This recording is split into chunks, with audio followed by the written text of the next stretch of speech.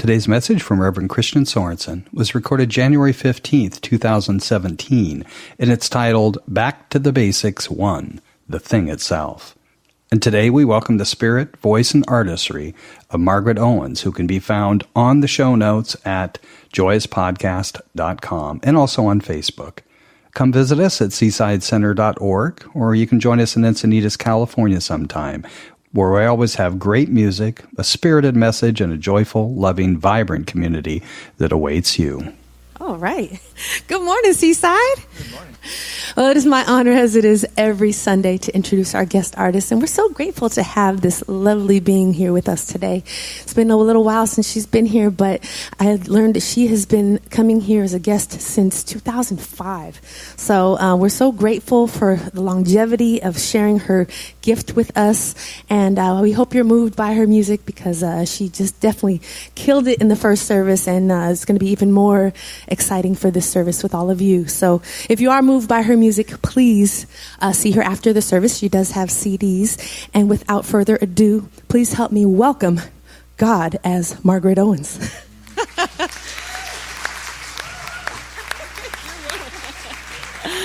Hi. So the dealio is I'm going to sing this song, and I'm going to ask you to join me with some hand movements, and you can stay seated so you can be comfortable, but it goes like this. God is, I am, I know, I am grateful, like a full bowl. I am grateful. I release and let it go. And you'll know when it's time to join, and it'll be easy, and it'll feel good, and you'll like it. Okay. All right.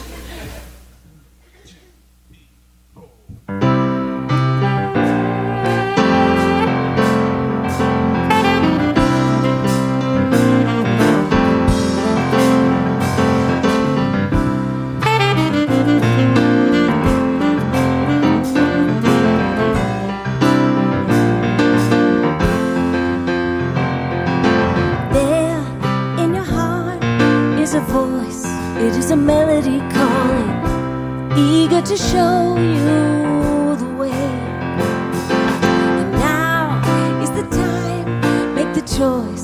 Don't go and keep yourself waiting when peace could be yours today. Sing it with this way. God is, I am, I know, I am grateful. I release and let it go. God is, I am, I know, I am grateful. I release and let it go. Let spirit hear it. God is, I am, I know, I am grateful. I release and let it go. God is, I am, I know, I am grateful. I release and let it go. Beautiful.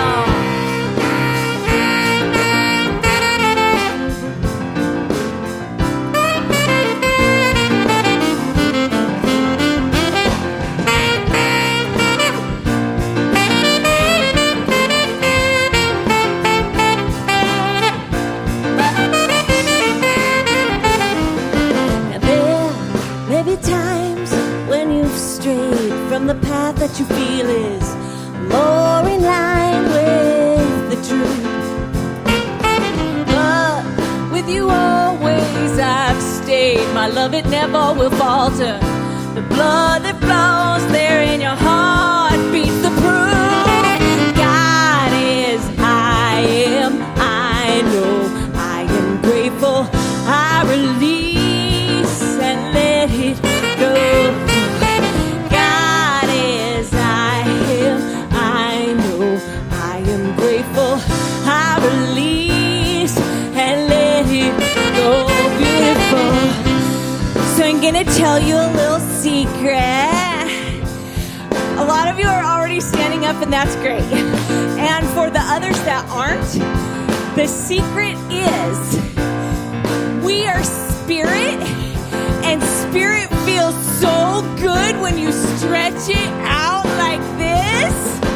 So that's the secret. It's not that they're braver than you are, it's just that they know it feels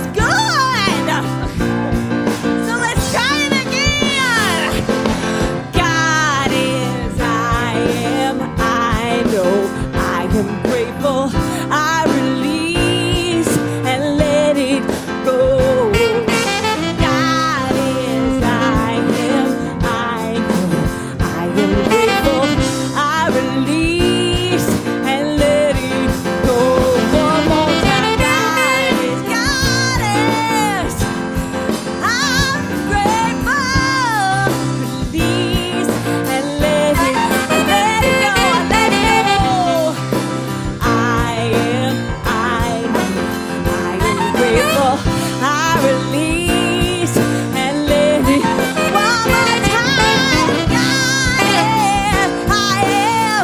I know, I'm grateful.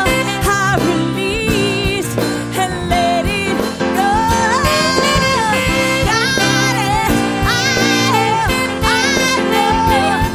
I'm grateful. I release it and I let it go. Said I release and let it go.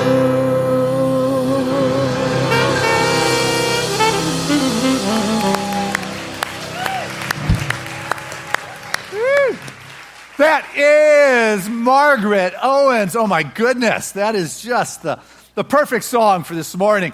I should have you come teach my Science of Mind class. That's how you do a spiritual mind treatment right there.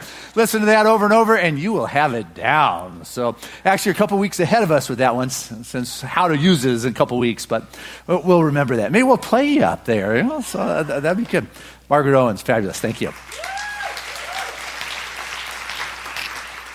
And it is perfect for this morning because this morning is back to the basics. And what is spoken about at the beginning of the year in all of our centers for spiritual living is the very first chapter, which is called The Thing Itself. And when I say chapter, it's from the book, The Science of Mind.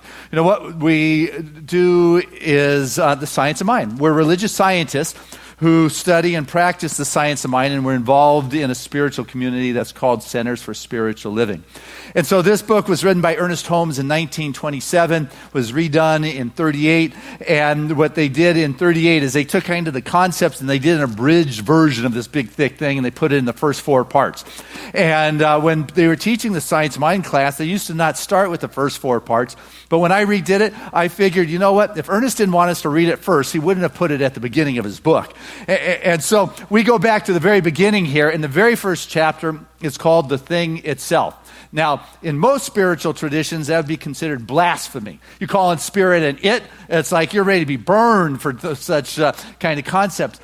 But what's important is not, our concept of what God is or an anthropomorphic being, but the experience. So when we mention the word God, it doesn't bring up a bearded kind of guy or something that's not real to you. What's important is the thing itself is that it's real. So when we say God, you're able to experience, what that is. It's a life force. It's a first cause. It's the first breath. It doesn't matter whether you call it Buddha, Krishna, infinite. What's important is that you have an experience of what that word represents. You follow me? Okay, a few of you. You're on course. The rest of you, we'll get there. Actually, this is just a continuation from the beginning of the foundation class. We started that on Tuesday night, and we always start with the thing itself. And just so happens to coincide, so you're going to get a lot of what they got on Tuesday night, and those on Tuesday night, you're going to have the expanded version right here. But what I'm going to do is start with the very last paragraph of the first chapter, because I feel it makes a lot of sense to approach it like this. And so Ernest wrote that if we try to find something difficult to grasp, then we shall never grasp it, because we shall always think of it as being incomprehensible. For the mind which we discover within us is the mind that governs everything. This is the thing itself, and we should recognize its simplicity. You got that? That mind, capital M, is another word for God. We're just coming up with all sorts of words for God. That which you find inside of you is the mind that governs all things. That is the order. That is the wisdom. That is the intelligence. That is everything. All the religions talk about it, or God, as infinite. At least most ones I've become familiar with, yes? How do they come up? There could be God and something else. I mean, there's not logic there. If it's infinite, it's everything. That means that mind that is in you is of that which is infinite. You're not all of that, but all that you are is of that. That's what you come from. And that's what I want to return to, is that deep sense of knowingness and that experience. Because there's a big difference between, let's say, you're planning to enjoy life and enjoying life. Okay? Big difference between knowing about God and knowing God. See, this morning I want you to know that which I'm pointing to, I'm alluding to, I'm speaking about, because it's ineffable. I can't, as soon as I say it's this, it's not. At least that's what the Buddhists tell us. We can't identify it, but what you can do is begin to experience it and know it and to feel it and sense it and declare it and not buy into some of the other concepts or some of the other beliefs. This week was Trevor's 17th birthday. I mean, it's hard to believe that, He was born in 2000. It's hard to imagine that the new millennium, 2000, was like that long ago, but it is. So anyway, we took him up to L.A., Hollywood. He wanted to go to a car museum, the Peterson Car Museum. Quite cool, actually. And so it was my old hood, we drove him down at night, Sunset Boulevard, Hollywood Boulevard, Melrose, took him to the underground metro system, which wasn't there when I was there. But so it was a lot of fun. But anyway, there was an ad, a car ad that says that misery has enough company. Dare to be happy. It's just, you don't have to go along with the misery. You can dare to be happy. You can dare to have your life work. Louise Hay, one of our buddies around here, part of the New Thought movement, she said, life is as if everyone has won the lottery, but so few people cash in the ticket. Ooh, yeah. You just have to. One of the things about religious science, or the science of mind, the science is because we can teach this. It's a science, the science of mind. Ernest, on page 29 from this chapter, he tells us you learn how to think and you learn how to live. That's what we're working on, is learning how to take charge of our consciousness, of our thoughts, so the world doesn't control it. The neuroplasticity is a big thing going on right now. It's a big fancy word that basically says that your synapses can be rewired. The connections that are going on in your brain can be rewired by new thoughts. By choosing those thoughts that you want to put in there, by remembering experiences that you begin to deepen the groove so that connection is there. Ernest Holmes put it a lot simpler than neuroplasticity. He said, change your thinking, change your life. Didn't have science behind it, but he knew how that worked. And the more you begin to deepen that groove and that concept, the more real it becomes. And you begin to recognize, you know what? I can take charge of my life. The scenario or the situation can be the same for many people. But what are you going to do with it? There was a crew that was repairing some railroad tracks. The crew was out there repairing it, and another train pulled up alongside on the parallel tracks, and guys in suits came out, and they kind of inspected the crew that was out there working on the tracks. And one of the tall guys, blue suit, walked over to the chief or the foreman of the crew over there and said, "Ted, is that you?" And he got up and shook his hand and said, "Yeah, it is. How you doing there, Dale?" And good. And these guys got into chatting like lifelong buddies. They talked about their health, their family, and when they were done, they said to each other as they were shaking by, "We can't let so much time lapse between us. Let's stay connected and all that." And as the guy in the suit walked away, one of the guys from the crew went up to the foreman or the chief, the boss, and said, "You guys acted like you were friends. Now, is that Dale Wilson who runs the railroad?" And he said, "Yeah, we are lifelong friends. We started with the railroad on the very same day 20 years ago." And one of the guys kind of smart aleckly said, "And you're out here laying tracks with us?" And he said, "Yeah, we just had a different vision. What I wanted to do 20 years ago was work for the railroad. And what Dale wanted to do was run the railroad." Our visions, the words we use to articulate what's going on in us, manifests on the outside. It creates those neural pathways. It creates a responsiveness in the world in which we live. See, the thing itself, which is spirit, that infinite, it doesn't care. It's everything. It's infinite. So you can choose to lay tracks, or you can choose to run the railroad. You can choose to respond to headlines, or you can choose to take charge and create headlines in your life. Spirit really doesn't care. But let's say the picture is the same, but what are you looking at? Being I was up in Hollywood, I'll maybe use some metaphors from there. Here's one that came to mind anyway. It's like you're looking at a scene, and you've got the star in focus, and you're looking at it, and then all of a sudden, without changing the camera, the star kind of fades, and they pan in and focus in the background. Seen that? And then when they're done in the background, they kind of fade the background and they focus in on the person.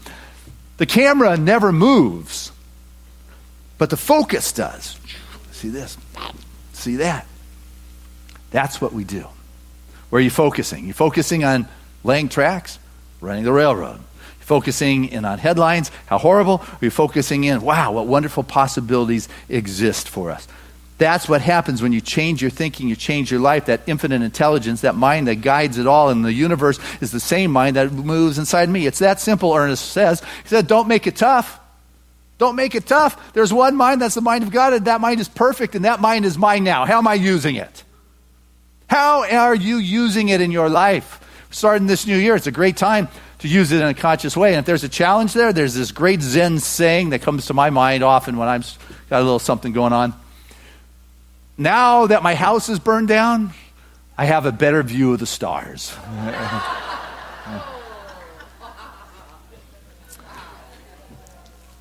It's what are you doing with it? Let us, not ever lose sight that no matter where life takes us, you're still standing on holy ground at every moment. You get the significance of that? You are standing on holy ground. Whatever may be stretching, challenging you, you're standing on holy ground. And you get to decide with your thinking, with your mind, as being a conduit through which the infinite passes into form through your field of awareness. Ernest Holmes, he talks about this in this chapter, where he writes on page 32. Intuitively, we sense that everyone is some part of the manifestation of the eternal, right? So isn't that something we just know? We can't maybe identify it, but there's part of us that knows that somehow we're part of the manifestation of the eternal, and that the entire problem of limitation, of evil, of suffering, of uncertainty is not God ordained. It is the result of ignorance. It has been written that the truth shall make us free, provided we know the truth, not know about the truth. The truth shall make us free, provided we know the truth. And we note that the evolution of our consciousness brings with it the acquisition of new powers and higher possibilities. And when we learn to trust the universe, we shall be happy, prosperous, and well. Never was there a cosmic famine, no matter what our emotional storm. Got that? No matter what's riling you up, or what our objective situation may be. So come up with one, You don't have to speak it out. It's not class. Tuesday nights if you want to join me. But whatever is going on in your world, your objective situation it may be, there is always something hidden in the inner being that has never been violated. Oh, we may stumble, but always there is that eternal voice that is forever whispering in our ear. That thing which causes the eternal quest. That thing which forever sings and sings and sings. That's why the more familiar you become with the thing itself, through your meditation, through your walks on the beach, through love, you just know that when life throws you one of those objective situations that gets you stirred, whether it's personal or national, there's something inside of you that remembers there's something greater than that could possibly be. And that if there's a challenge there's something Lao Tzu said thousands of years ago, that the beginnings are often disguised as painful endings. Yeah. You ever have a painful ending? Could be leading to a new one. Rumi told us the wound is where the light comes into you. Got that? The wound is where the light comes into you. And so you're the one who gets to decide, how are you going to be?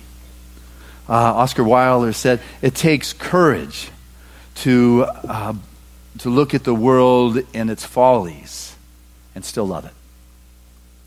It takes courage to look at the world and its follies and still love it, and not jump on the bandwagon and start screaming that everything's coming to end, this is horrible and this is terrible. But you know what? This is just the possibility of the greater yet to be that is seeking to express itself right here. And what I've got to realize is I got to make a choice. I mean, we know about making decisions, setting things in motion, but how often do we not do that when we know we should? Like our new year, we've got the box for your visions that we're going to pray on all year. It's over by the prayer center now. Put your prayer in there, because how often do you get to next year and wish you would have started today? That's kind of good, actually. You don't think about that. What today do you wish you would have started last year? I can tell you one I've been putting off for a long time. You may remember years ago we did a whole year on the 52 timeless truths for transformation. I was going to make a deck of cards for those, but I had to write up a little page for each card. Never got around to it. So I'm thinking right now, new year, 52 weeks, I'm going to do it. We're going to have this conversation next year at this time. Oh, no. See, I'm putting it out there to pressure me, because I know I'm going to be standing here next year wishing I started today. And now I'm 3 weeks behind, but that's okay. It's only 3 weeks worth. But where are you in your life going to be, sitting there? Because I want us to get that you're never too busy to do what you prefer. You're never too busy to do what it is you love, though you may say you are. But once again, change your thinking, change your life. Change those synapses, the way they're firing within your brain. Create those new neural pathways that allow you to take the action that is necessary. Because you're not too busy. You may make up the reasons that keep you from doing your passion, your dharma, your love, what it is you want to do, but it's because you're doing that. Because you live in a realm of infinite possibilities that are forever seeking to express itself, is what Ernest Holmes tells us. And you're that conduit through which it passes into form, into expression. But so often we've got so many things, they just never seem to end. You ever that, I think it's Greek mythological character Sisyphus? The guy who's always rolling a rock up the hill just as he's about to get to the top, boom, down it comes again on top of him. And he rolls it back up, and it comes back down again. You know that one?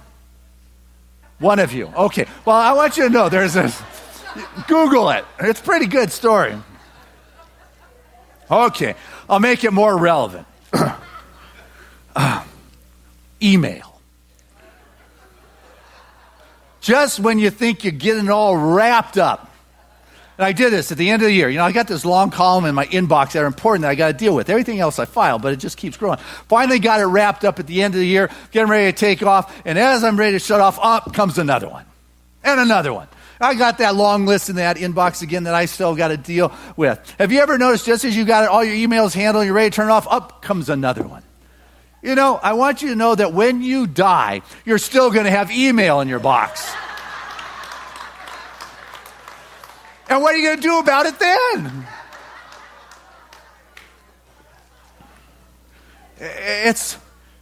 You just got to find the time. Here you are. You're the infinite desiring to express itself, and it wants to be expressed through your passion and your joy. But yet you're so busy trying to take care of things that really have no ending, like weeds. I pull weeds here, and by the time I get to the end of my yard here, they're growing over there again. It's just not right. But it seems to happen that way. Or a car. I get my car washed, and inevitably I'll hit a puddle on the way home. And it's never as clean on Sunday morning as when I had it cleaned on Saturday for you guys. It just seems to be the way those things are. But yet if I fight it like Sisyphus trying to get that rock up to the top, just as it comes down, I come back to, what? There's always time to do what it is you prefer, what it is you love, what it is your passion, what it is yours to do as a conduit through which spirit expresses into form. But you are the one who has to decide to do it and let it be relevant to what it is you love to do. The Spirit's, it's blowing with your gifts. And Sri Ramakrishna said that the winds of grace are always blowing. We have only to raise our sail. Spirit, we say, is omnipresent, the winds of grace. How do you know if you're going with it? If you're in the Tao, the flow, the movement, with the thing itself. You're living with a joy, with an ease. If you got struggle or constriction or the anger stuff going on, it's like you're fighting it. You're going upstream. If all of a sudden things just miraculously, synchronistically seem to be coming together, you're in the flow. If you're depleted, if you're tired, if you're emotionally wrecked, if you're distraught, you're fighting it. And when that's going on, this is your exercise to take home, you stop. Take a breath. And just ask yourself, Am I doing from a place of joy or a place of fear? Is what's going on here, am I coming from passion or pressure? Am I coming from a willingness? Bless you. It's my job. Or, you're coming from a willingness or a resistance. Check in with yourself, because I'll tell you that at any moment, the universe is looking to present itself. The universe at every moment, the holy ground you're standing on, is waiting for someone to bring forth the divine impression, the God impression, that higher view, that mountaintop view, is looking for someone to be in that place for it to happen. And, it doesn't just show up sometimes in one place. It shows up in a lot of places, and you happen to be one of the conduits through which it happens. If you take a look at inventions, they don't just necessarily happen in one spot all the time. Like when Alexander Graham Bell, invented the telephone, at least we attribute that to him. I don't know if you know, but Elisha Gray invented a similar apparatus and took it to the patent office the same day Bell did, but it was only a couple hours later, and didn't get the patent. If there was a little twist to fate, we'd be writing our checks to Gray's heirs and not Bell's right now. Yeah? The Wright brothers, who were the first to fly, or at least that's what we say in America. The French believe they got the guys that flew first. And if you look at history, it's kind of going on at the same time, though Orville and Wilbur did fly first, I believe, but I wasn't there. But, there's a belief that it was going on at the same time the French say they had it. When I grew up in school, I was taught that Marconi invented the radio. Well, in 1943, the U.S. Supreme Court re-awarded the patent to Nikola Tesla, saying he invented it. So where I'm getting with all this is that when ideas are looking to birth themselves, be that joyous conduit for it to happen. Got that? Be joyous. Because Spirit every moment is looking for someone to bring forth that new idea, that God idea, that divine idea, the thing itself. Bring forth that higher perspective with what's going on in every situation. You can hold on to your grumbling as to why this is bad, or you can be like Martin Luther King said, famous quotes or lines about the street sweeper. Remember that one? Martin Luther King Day, I thought I'd bring something in of his. But it's really good when he said, if the one who is called to be a street sweeper, sweep streets. Try saying that. Many times. Sweep street. I should have stayed focused. Sweep streets as Michelangelo painted, as Beethoven played music, as Shakespeare wrote poetry. Sweep streets so the hosts of heaven and earth look upon you and go, wow, there was a great street sweeper who lived his life well. It's, what is your passion? What is it yours to do? And go do that. You have time. Once again, it's just changing your thought pattern, change your thinking. You know what? This is my preferred behavior in life, and I'm tired of giving up my joy. I'm planning on joy. I'm going to go on this vacation and have some joy in a month or two from now. No, I'm going to live in joy now, and that which doesn't bring me joy, that doesn't bring me a sense of pleasure in my contribution, I'm going to reevaluate and realize this may not be mine to do any longer, though it may have been at one time. See, the thing itself is forever looking for that conduit to express itself, and that we are at a place of choice.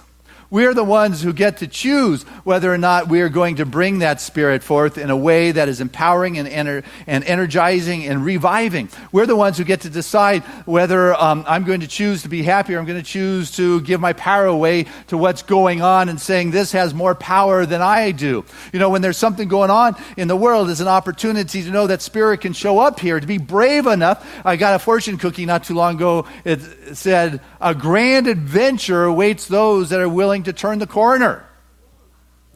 Are you willing to turn the corner in consciousness? Are you willing to turn the corner on your story? Are you willing to turn the corner and leave the past in the past and allow yourself to create those new neural pathways that allow that bigger space for Spirit to travel through and show up in your life? Because if you are, you get to be hit with awe. And awe is just when your controlling mind or your ego mind is just surrenders to the wonder. goes, wow, that's really good. Thornton Wilder, 3-time Pulitzer Prize winner, American playwright, novelist, wrote in Our Town that we only come alive when our heart is conscious of its treasures. We only can come alive when our heart is conscious of its treasures. But if you're busy pushing the rock up the hill, if you're just busy, paying the bills, if you're just busy exhausting yourself, you're swimming against the stream. You've got to pause and say, what brings passion? What brings joy?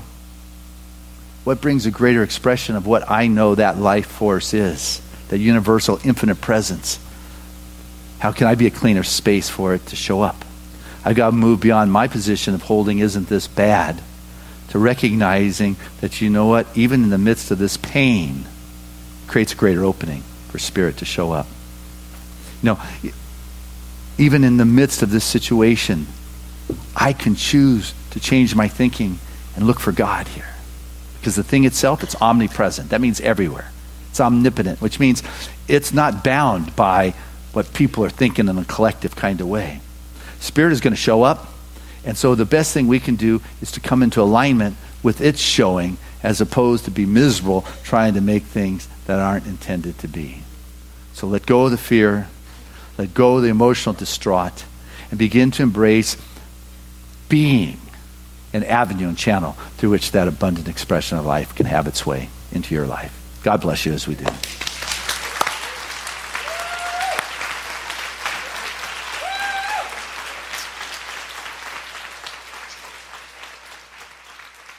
Hello, this is Christian, and if you've been enjoying Joyous Podcasts, I encourage you to support us so we can continue to be here. Your gifts is what allows this to continue to be made available for free for everyone. It now goes to more than 55 countries around the world, and it's because you have taken advantage of the opportunity to go to Joyous Podcasts and make a financial contribution. And because of that, you have made a difference. Your gifts make it possible for us to continue sharing this freely.